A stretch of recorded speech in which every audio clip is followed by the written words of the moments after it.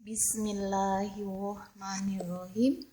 Assalamualaikum warahmatullahi wabarakatuh. Oke, dijawab dulu salamnya Ustadzana. Bagaimana jawabannya? Waalaikumsalam warahmatullahi wabarakatuh. Oke, terima kasih anaknya Ustadzah, anak yang soli kelas 1D. Hari ini hari Senin. Waktunya kita belajar dari rumah bersama ayah atau bunda dan bersama Ustadzah, tapi lewat HP. Gak apa-apa ya, harus tetap semangat belajarnya, harus tetap jaga kesehatan ya. Bagaimana kabarnya anak soleh kelas 1D? Alhamdulillah semuanya dalam keadaan sehat walafiat lahir dan batin, dan semoga selalu ada dalam lindungannya Allah Subhanahu wa taala. Amin. Sudah disiapkan belum buku bahasa Indonesianya? Kalau belum disiapkan, silahkan kalian siapkan dan ambil peralatan tulisnya. Tapi sebelumnya sama Ustadzah Ade dipimpin baca dulu sebelum belajar. Before we study, let's pray together. Let's begin. Bismillahirrahmanirrahim. Asyhadu an la ilaha illallah wa asyhadu anna Muhammadar Rasulullah. Raditu billahi robba wa bil islami dina wa bi Muhammadin nabiyya wa rasula. Rabbi zidni ilma warzuqni fahma. Rabbi syrahli sodri yassirli amri wahlul 'uqdatam min lisani yafqahu qawli. Allahumma alhimni rusydi wa a'idni min syarri nafsi. Amin. Oke, hari ini kalian belajar tentang menceritakan pengalaman dan menulis cerita. Di workbook halaman 10 kalian buka nak. Ada cerita, judulnya di bawahnya gambarnya ini ada Timun Mas. Oke. Kalian di layarnya Ustadzah juga ada, di buku di workbook bahasa Indonesianya juga ada. Oke. Ada perintah di atas, membaca dan dengan nyaring. Oke. Ayo membaca. Sekarang Ustadzah Ade baca juga. Kalian boleh menyimak di videonya Ustadzah, di layarnya Ustadzah ini ada, di bukunya kalian di workbook bahasa Indonesianya juga ada, halaman 10 nak ya. Oke. Timun Mas Budadap hidup di tepi hutan. Budadap hidup bersama anaknya, namanya Timun Mas. Timun Mas cantik dan lucu. Suatu hari raksasa datang. Raksasa ingin makan Timun Mas. Budadap berkata kepada raksasa, "Raksasa, jangan makan Timun Mas sekarang. Timun Mas masih kecil. Raksasa pulang aja saja sekarang. Datanglah jika Timun Mas sudah besar." Oke. Kalian lanjut di halaman 11 di workbooknya. Raksasa lalu pergi. 10 tahun kemudian raksasa kembali. Raksasa ingin makan Timun Mas. Kini Timun Mas sudah besar. Budadap menyuruh Timun Mas lari. Timun Mas diberi terasi. Raksasa marah. Raksasa mengejar Timun Mas. Timun Mas melempar terasi kepada raksasa. Terasi jatuh ke tanah. Tanah berubah menjadi lumpur panas. Raksasa tenggelam dalam lumpur panas. Raksasa tidak bisa berjalan. Raksasa pun mati. Timun Mas selamat. Timun Mas kembali ke rumahnya. Oke. Kalian di halaman 12 dibuka workbooknya. Oke. Timun Mas mengalami pengalaman apa? Pengalaman menyenangkan atau menyeramkan? Kalian tinggal tulis di atasnya pertanyaan ini ya. Pengalaman apa itu? Di bawahnya ada pertanyaan juga yang kalian harus jawab dan jawabannya itu ditulis di garis ini. Nah ya, di layarnya Ustazah juga ada, di workbooknya kalian juga ada. Nomor 1, siapa yang hidup di tepi hutan? Kalian tulis, ditaruh di garis ini. Terus kalian kalau sudah nomor 1 jawabannya pindah ke nomor 2.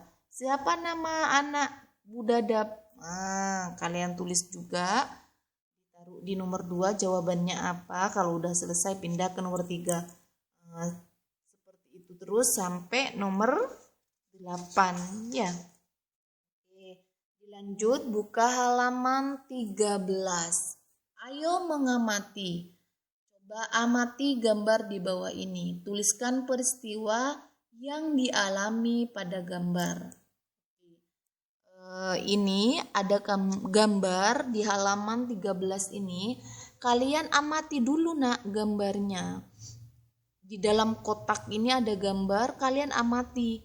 Terus di sampingnya gambar itu ada kotak lagi. Dibaca sama Ustazah. Di layarnya Ustazah tidak di dalam kotak, tapi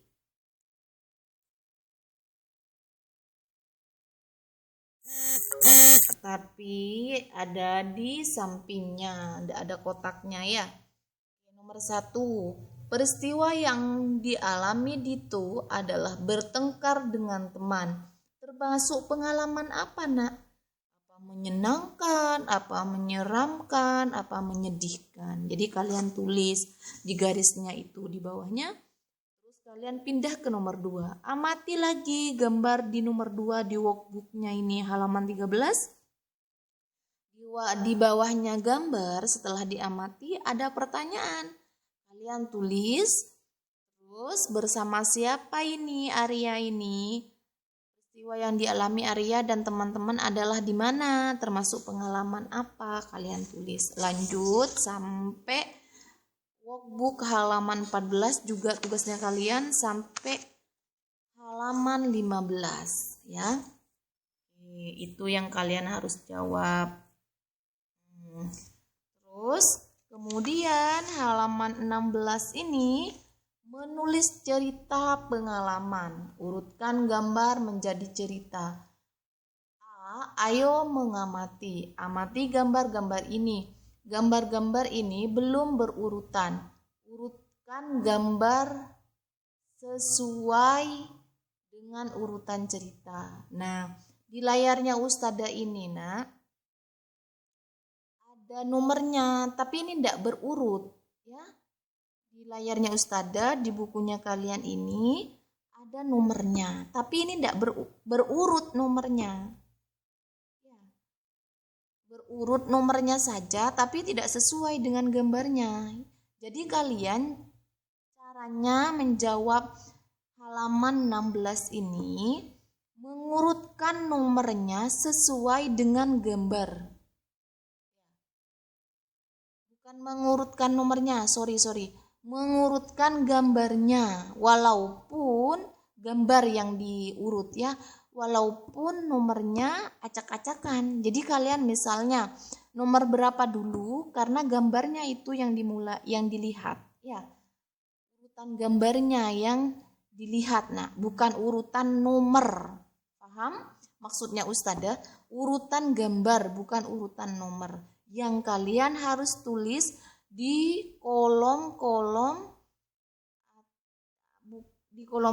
lingkaran ini di halaman 16. Jadi kalian tulis urutan gambar bukan urutan nomor yang ditulis di kolom-kolom pada halaman 16 ini. Yang gambarnya nak ya, walaupun misalnya Ustazah nomornya kok acak-acakan, gak apa-apa. Emang nomornya acak-acakan nanti jawabannya itu. Yang penting gambarnya harus sesuai. Paham? Silakan lanjut dibuka halaman 17. Halaman 17 ini melengkapi cerita sesuai gambar. Amati gambar-gambar ini, lengkapi kalimatnya sesuai gambar. Jadi kan kalian gambarnya lagi yang harus diamati. Pas baca kalimatnya yang ada di sampingnya. Jadi kalau ada gambar itu harus diamati, dilihat sampai benar-benar mengerti. Terus kalau ada kalimatnya harus melengkapi, dilengkapi. Karena ada kalimat yang tidak ada kata-katanya. Seperti itu. Misalnya nomor 1. Anton ikut lomba titik-titik. Anton mendengarkan aba-aba. Anton bersiap lari. Jadi ini titik-titiknya ini dilengkapi. Kata-kata yang hilang itu dilengkapi. Oke, nomor 2. Pindah lagi. Diamati lagi gambarnya. Habis itu kalian setelah mengamati gambarnya, ada kalimat di sampingnya, kalian baca, yang gak ada kata-katanya itu kalian tulis lengkapi. Oke, sampai nomor 4 ya. Oke, kalian lihat di halaman 17 ini. Kemudian lanjut ke halaman 18. Oke, halaman 18 ini ada perintah. Ayo berlatih, setiap orang pasti mempunyai pengalaman. Ceritakan pengalamanmu dalam bentuk kalimat. Buatlah kalimat menggunakan kata-kata berikut dengan menggunakan huruf kapital dan tanda baca. Contoh, pantai. Terus di bawahnya, ayah mengajakku berlibur ke pantai. Nah, seperti itu ya.